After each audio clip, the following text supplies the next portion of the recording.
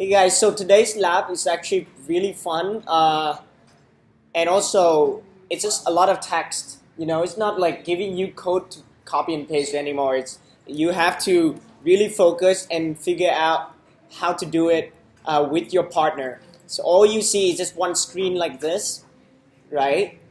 And again, please do pair programming, but the instructions are supposed to be really good. So just follow, and if you get to milestone 6, if you get finish, let me know. Right, bonus one is hard.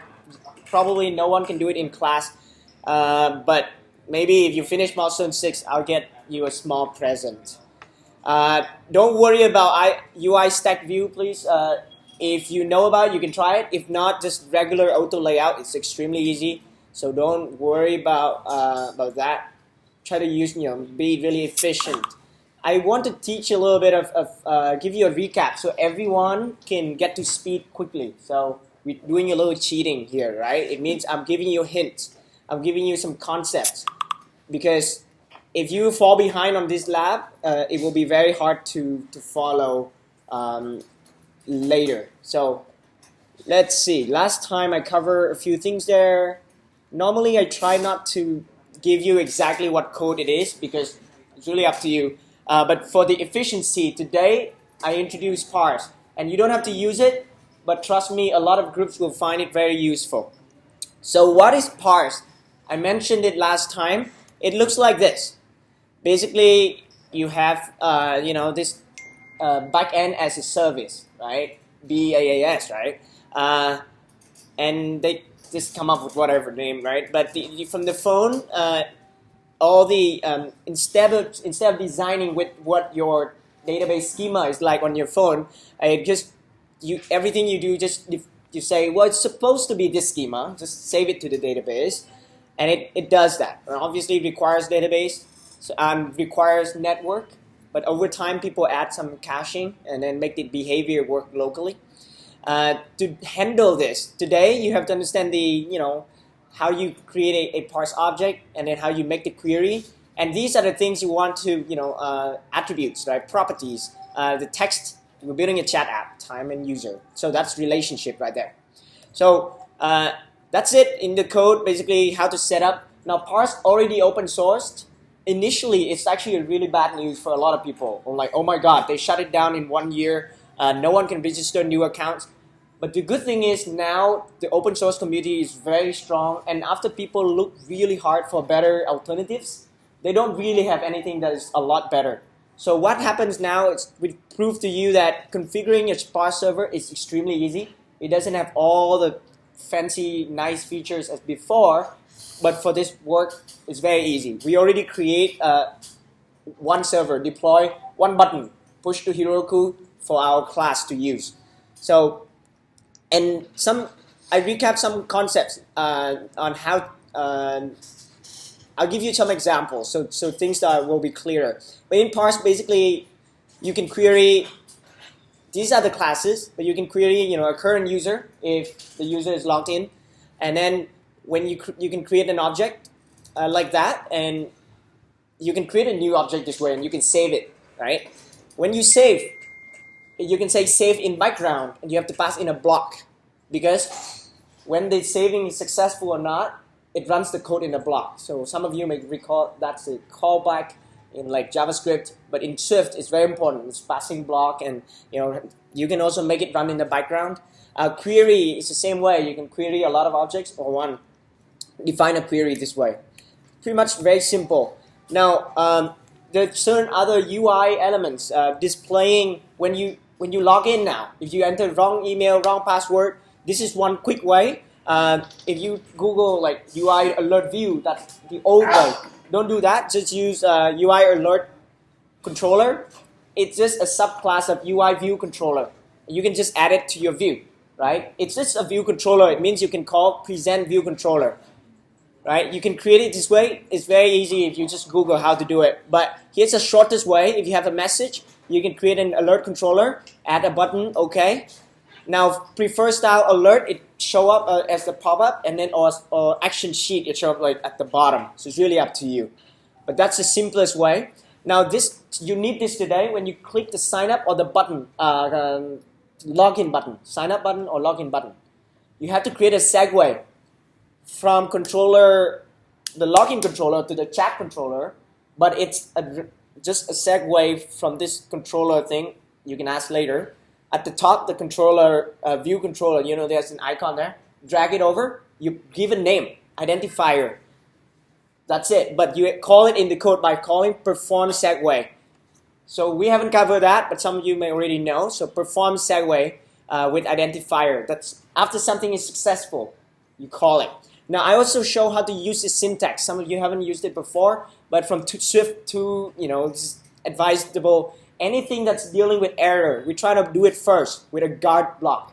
So you can say, well, something's supposed to be true, and then this is the main code idea. But if anything happened, you can actually put it in an else guard block. So guard is protect, you know, false data, invalid data, and this is make it easier. It's a good convention. Make it easier to debug your code.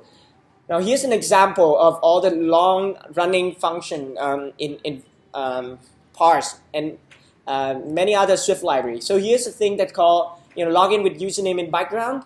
It passes in. By now we already know this is a block right here. And by now with Swift we know this is the argument. And this is the signature type of the function, which is void. And you always have this word in, right? You can call it, if you only have one statement, you can drop this whole argument and the word in. But usually you see it everywhere. So it's very important to understand the block. Now I discussed networking last time. So here's the call. Let's say I find the objects messages. I find the messages from parse. So see, I create a query. Now this is the name of the table, right? In this class we use a different table. So please follow. Don't use message. We all should just use the same table, and then we all query the messages from there. We call it like message Swift. For name of our class, right? It's easier. Now here's this in this example. Same idea here. I want to show that if you load all the messages, you assign it to self.messages. Already clear. Messages here you can just make it a list of PF object, right? But what's important here is, like, you know, I mentioned Grand Central dispatch async, dispatch get main queue. This is the most common way for you to call the thing to update the view. Go back to the main thread and update the table view. If you don't call this, obviously it won't work until you touch the, you know, touch the view again. So that's the idea. Pay attention to this guard thing, right? This is an optional, right? That's the guard. Now, in Swift, you also have to know let, right? Let, you can use if let or guard let. Now it just convert this guy as an optional into a non-optional guy. So this will be just a list of objects. What I'm saying here is, well, I should have, this should not be nil. So I say let objects be this. If it's nil, then this will be false. So it should not be nil. But if it is nil, then I know for sure that there's an error. So that's how I let that happen. Now down here, my objects become the non-optional guy, so I can do .count without doing exclamation mark. Right? So some Swift technique right there. So with that, we'll get straight to the lab and have a lot of fun. Just do pair. The difference this time is we create this parse, we deploy it to the server. Notice this block argument, right? It's Swift, right? If you don't have this argument in, you just do $0. That just means the first argument. So pass in the application ID and server, copy this code, and we're good to go. Create the screen and send chat messages. If you do it correctly, you should see everyone's chat messages as you work on it. The name of the class is this, okay? PF object, class name, this one. PF query, class name, this one. Don't do just message. Is it clear? Any question? Do you want to see an example? Like, okay, just real quick, because we want to make sure, like, we have an idea as we do it. We only have one screenshot, right? So here's an example, a quick one. Well, that I built in half an hour, so you should be able to, maybe less. So here, let's say if you just call parse, do it, and then you have an alert, right? Username is required. And then if you have a username, like parse handle all of these errors. So it should work, right? Now if you do sign up, it's the same thing. But now if I log in, It's invalid. So let's just sign up, and it say email already exists or something. I don't know.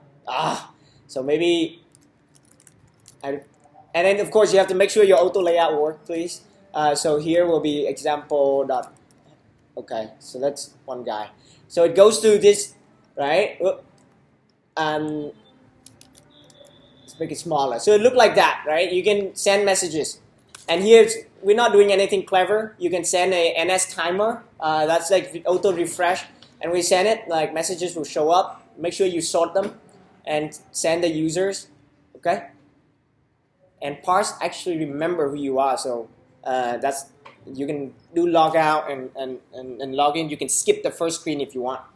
Okay, so it looks like that. We'll see everyone's messages here, but if you do it properly, you pass in the user as well. And if you do it properly on your screen, you can display the timestamp and the username.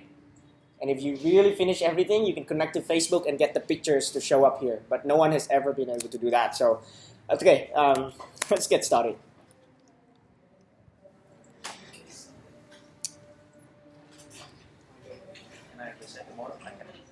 Is it still a problem with the internet? Do we give him the permission?